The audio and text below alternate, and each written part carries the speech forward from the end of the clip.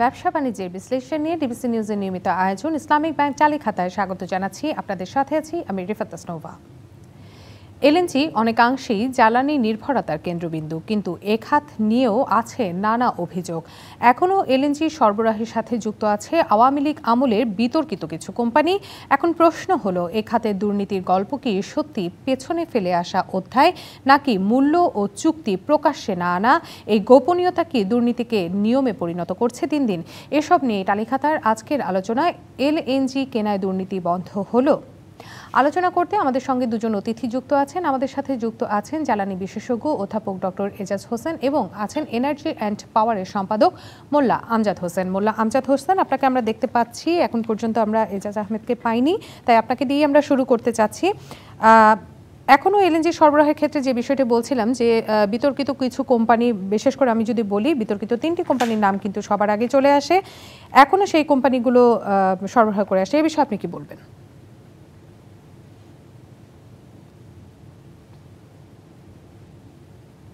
জি আমজাদ হোসেন, আপনি কি শুনতে পাচ্ছেন আমাকে? হ্যাঁ হ্যাঁ, আপনি কি প্রশ্নটা আমাকে করেছেন? জি জি, প্রশ্নটা আমি আপনাকে করেছি। এখনো যারা এলএনজি সরবরাহের সাথে জড়িত আছেন, আমরা জানি যে বিতর্কিত 3টি কোম্পানি আগে থেকেই সেই সরবরাহের সাথে জড়িত ছিলেন, এখনো তারা আছেন। এই বিষয়টি নিয়ে কি বলবেন? আসলে এর কোনো পরিবর্তন বা নতুন কোনো কোম্পানি আসলে তাদেরকে কিভাবে আসলে গ্রহণ করা যেতে পারে, তাদের গ্রহণযোগ্যতাটাই বা কতটুকু হবে?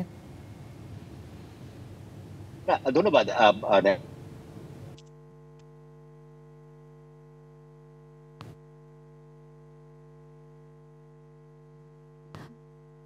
আমজাদ হোসেন, আপনাকে আমরা কোনো কারণে হয়তো শুনতে পাচ্ছি না। এর মধ্যে আমরা দেখছি যে জনাব এজাজ আমাদের সঙ্গে যুক্ত হয়েছেন। একই প্রশ্ন আমি একটু আপনার কাছে রাখতে চাই, যে আপনি হয়তো এর মধ্যে শুনেছেন প্রশ্নটা, যে আওয়ামী লীগ আমলে বিতর্কিত কিছু কোম্পানি ছিল যাদের বিরুদ্ধে দুর্নীতির অভিযোগও ছিল এবং তারা সরবরাহ করে আসছে এলএনজি, এখনও তারা এই কাজের সাথে যুক্ত আছেন। এই বিষয়টিকে আপনি কিভাবে দেখছেন? 8 মাস তো পেরিয়ে গেল। আমাকে আমাকে প্রশ্ন করলেন? জি, এজাজ আহমেদ, আপনাকেই প্রশ্নটি করছি। না দেখেন, আমরা কথা হচ্ছে যে আমরা যারা এর আগের সরকারের সাথে জড়িত ছিল, তারা যদি এমন কোনো প্রতিষ্ঠানের সাথে এমন কোনো অ্যাক্টিভিটির সাথে জড়িত যেটা আমরা এখন অ্যাটাক করলে আমাদেরই বেশি ক্ষতি হবে, তো তখন তো একটু আমাদেরকে বুঝে শুনে কাজ করতেই হবে, ঠিক না?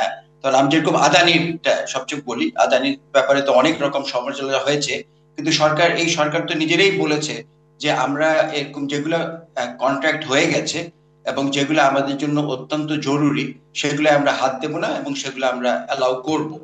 তো আমি সেটাকে ওইভাবে আমি এটা ইতিবাচক হিসাবেই দেখছি, কারণ ওখানে কিছু করতে গেলে আমাদের ক্ষতি হবে। সেই জন্য আমি মনে করি এটাকে আমাদের চালিয়ে যাওয়া ঠিকই আছে, সরকার সিদ্ধান্ত। তবে আমি অবশ্যই বিশ্বাস করি, আহ, ঠিক আমেরিকায় যেরকম ট্রাম্প তার প্রতিপক্ষকে চাপ দিচ্ছে, প্রতিপক্ষর সাথে তো সবার সাথেই তো তারা রাখবে, সম্পর্ক, বাণিজ্যিক সম্পর্ক রাখবে, কিন্তু কথা হচ্ছে তাদেরকে তো চাপ দিচ্ছে। তা আমিও মনে করি এদেরকে চাপ দেওয়া দরকার, যাতে করে আমরা তাদের কাছ থেকে কিছু সুবিধা আদায় করতে পারি। ফর এক্সাম্পল, ক্যাপাসিটি চার্জের ব্যাপারে আমরা যদি কোনো রকমের কিছু ছাড় পেতে পারি এদের কাছ থেকে, তাহলে আমি মনে করি আমাদের কিছু উপকার হবে। তা আমি এদেরকে ক্যান্সেল করার সম্ভাবনা দেখছি না, কারণ আমরাই ক্ষতিগ্রস্ত হব বেশি তাদের থেকে। যে অর্থাৎ আপনি বলতে চাচ্ছেন যে এই মুহূর্তে তাদেরকে যদি তাদের সাথে বেশ কিছু চুক্তি রয়েছে, তাই সেগুলোকে চলমান হিসেবে রাখাই উচিত, কারণ এতে আমরাই লাভবান হব এবং এতে ক্ষতির সংখ্যা রয়েছে যদি এই মুহূর্তে সেগুলোকে বন্ধ করা হয়। এই একই বিষয় নিয়ে আমি একটু আমজাদ হোসেন আপনার কাছে আবার একটু যেতে চাই। আশা করছি আপনি আমাকে শুনতে পাচ্ছেন এখন।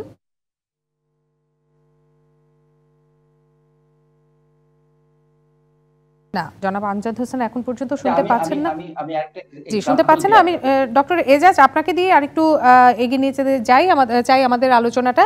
এখন বিষয়টা হলো এই যে ক্রয়ের একটা কথা বলে নিই, আমি একটা এক্সাম্পল দিই। যখন আমাদের তেল ভিত্তিক বিদ্যুৎ কেন্দ্রগুলো, হ্যাঁ, এগুলো তো সব আমাদের দেশীয় উদ্যোক্তাদের জন্য করা, এবং অনেকগুলোতে আমাদের তাদের সাথে চুক্তির মেয়াদও শেষ হয়ে গেছে। তা আমরা তো এদেরকেও আমরা কিন্তু এই আগের সরকারের সাথে জড়িত মনে করি। তো এদের তো অনেকগুলোকে ক্যান্সেল করে দেওয়া যায়, কিন্তু আমরা তো করছি না। হ্যাঁ, কারণ আমরা তাদের উপর ডিপেন্ডেন্ট। হ্যাঁ, এরকমই আর কি অনেক আছে যেখানে আমরা এত ডিপেন্ডেন্ট যে তাদেরগুলো ক্যান্সেল করছি না। এবং কিছু কিছু 15 বছরের মেয়াদে আছে যেগুলাকে আমরা কিন্তু আমাদের কিন্তু তেমন কোনো ক্ষতি হবে না, দেশের অ্যাকচুয়ালি উপকারী হবে, কারণ আমরা তেল ভিত্তিক বিদ্যুৎ কেন্দ্র থেকে সরে আসা উচিত। হ্যাঁ, কিন্তু আমরা কিন্তু সেখানেও ক্যান্সেল করছি না। আমরা আমাদেরকে আমাদের ডিপেন্ডেন্ট, আমাদের এনার্জি সেক্টরটা এমন ভাবে এদের উপর ডিপেন্ডেন্ট যে আমরা তাদের কাছ থেকে সরে আসতে পারছি না। জি, অর্থাৎ এই ডিপেন্ডেন্সির কারণে আসলে আমরা সরে আসতে পারছি না। আমজাদ হোসেন, আপনি হয়তো শুনছিলেন জনাব এজাজ যে বিষয়টি নিয়ে বলছিল যে এই মুহূর্তে আসলে তা সম্ভব নয়। আপনি কি মনে করছেন যে সেই কোম্পানিগুলো যে এককভাবে এলএনজি সরবরাহ করে আসছে এবং আমরা তার উপরে একেবারেই ডিপেন্ডেন্ট হয়ে গিয়েছি, নির্ভরশীলতার জায়গা তৈরি হয়েছে, আপনি কি মনে করছেন এই বিষয়ে? প্রফেসর ইজাজ রাইটলি বলেছেন, যদিও আমি ওনাকে পুরোটা শুনিনি, আমি ডিসকানেক্টেড হয়ে গিয়েছিলাম। দেখুন, আমরা কিন্তু গত 2 বছর ধরে, আমি যেটা বলছিলাম, আমরা সঠিকভাবে দাম মেটাতে পারছিলাম না, যার কারণে কিছু কোম্পানি, যে কোম্পানিগুলো বলছিলেন যে দীর্ঘদিন ধরে বেশি পরিমাণ এলএনজি সাপ্লাই দিয়ে আসছে, তারা আমাদেরকে অনেকদিন ধরে ক্রেডিট দিচ্ছিল। যদিও পেট্রোবাংলা এখন তাদের বকেয়া কমিয়ে নিয়ে আসছে, এখন $400 মিলিয়ন নেমে আসছে, সো একটা বেটার পজিশনে আছে। হুট করে কিন্তু এই প্রক্রিয়া থেকে বেরিয়ে আসা সম্ভব না। আর আমাদের দুর্নীতি একটা বাজওয়ার্ড হয়ে গেছে, আমরা আসলে কোনো কিছু স্পেসিফাই করছি না। যদি সত্যিকার অর্থে কম দামে এলএনজি কিনতে হয়, তাহলে প্রাইস হেজিং করতে হবে, এবং প্রাইস হেজিং করার জন্য যে দক্ষ ম্যান পাওয়ার দরকার, সেই ম্যান পাওয়ার কিন্তু নাই এখানে। আসলে অবশ্যই অবশ্যই এই কাজে দক্ষ জনবল নিয়োগ করতে হবে, এবং সেই ধরনের জনবল বাংলাদেশে নাই, এটা অবশ্যই বিদেশ থেকে করতে হবে।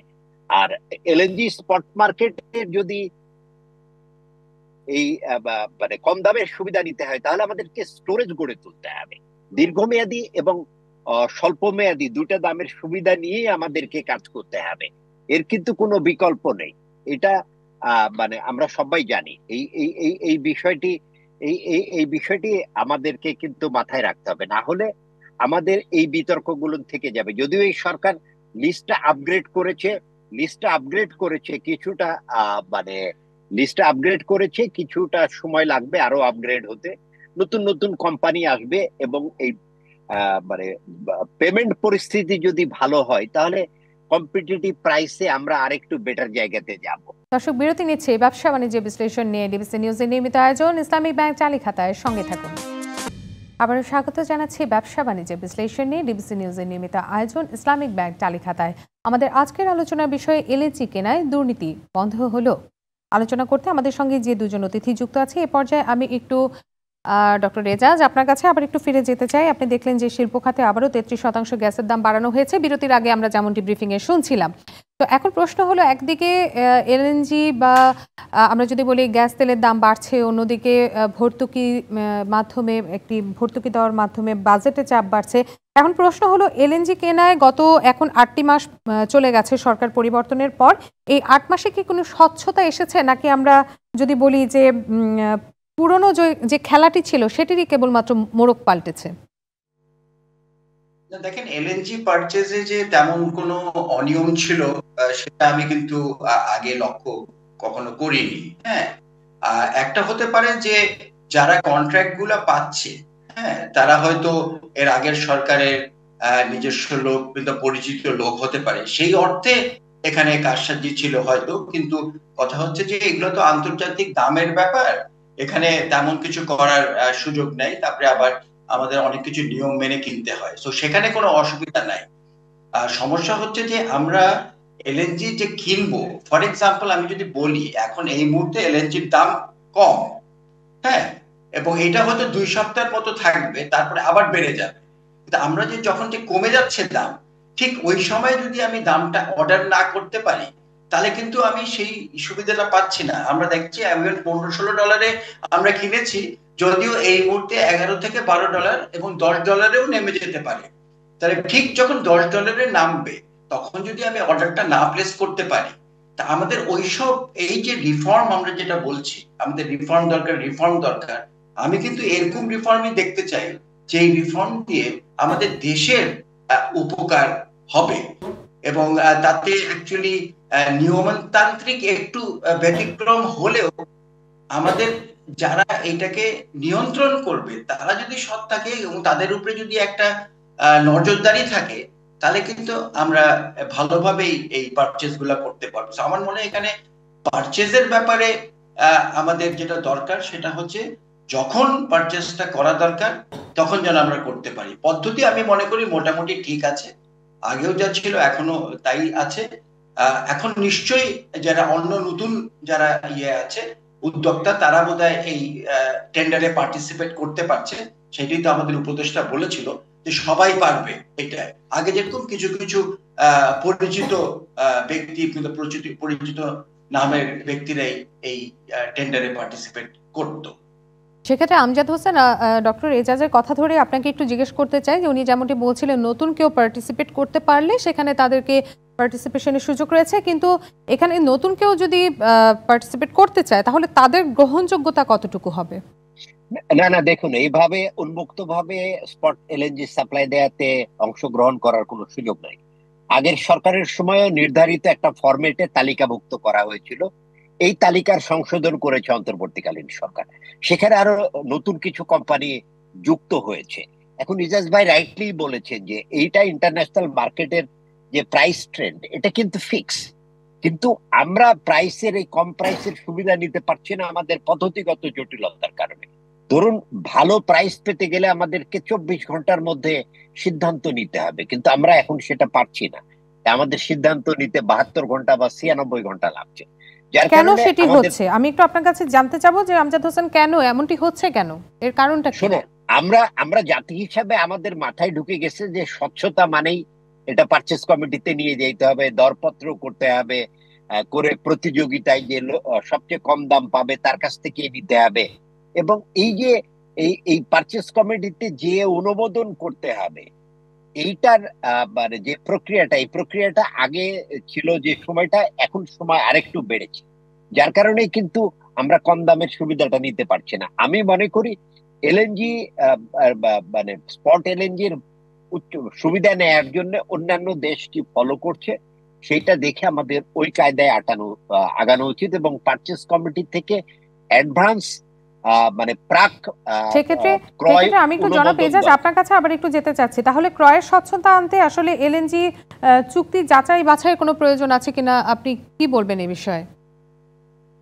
প্রশ্নটা আবার করুন। জি, সেক্ষেত্রে ক্রয়ের স্বচ্ছতা আনার জন্য কি করা প্রয়োজন, এই মুহূর্তে কি করা প্রয়োজন রয়েছে? আপনি তো বললেন যে যে সময় দাম কমে ওই সময়। আমি তো বললাম যে আমাদের এই এই ব্যাপারে ক্রয়ে মোটামুটি স্বচ্ছতা আছে।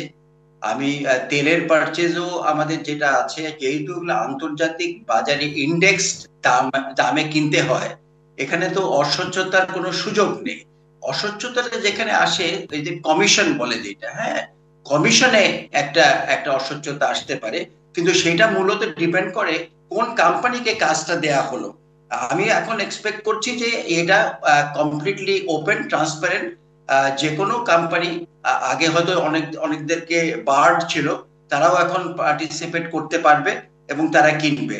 সো এলএনজি, আমি যেটা বললাম যে কথাটা বললো, এলএনজির দাম যদি কমে আমরা কিনতে চাই, তাহলে আমাদের যখন দাম কমবে তাৎক্ষণিকভাবে 24 আওয়ার্স এর মধ্যে আমাদের অর্ডারটা দিতে হবে। কি বলে মোল্লা আমজাদ বললো কত 86 ঘন্টা, আমার ধারণা এটা না, এটা কোনো সেরকম কিছু না। যখন তাদের এইটা আসে, টাইম আসে, তখন তারা যেই দাম হয় সেই দামে কেনে। ওরা কখনোই, আমার মনে হয় না এই যে টাইমটা ফলো করে যে কখন কমে গেছে কখন বেড়ে গেছে সেটা দেখে কেনাটা হয় না। সো আমি এটা একটা নতুন সিস্টেম। অর্থাৎ আপনি বলতে চাচ্ছেন যে যখন দাম কমে সে সময় কেনা হয় না, তাহলে আমরা বলতে পারি যে এলএনজি কেনা দুর্নীতি কিছুটা হলেও বন্ধ হয়েছে, এরকম বিষয় হয়তো আপনারা দুজনই বলতে চাচ্ছিলেন জনাব। না না, মানে দুর্নীতি, মানে এই তেল এবং এলএনজি কিনাই কিন্তু এখানে দুর্নীতি করার সুযোগ খুব কম।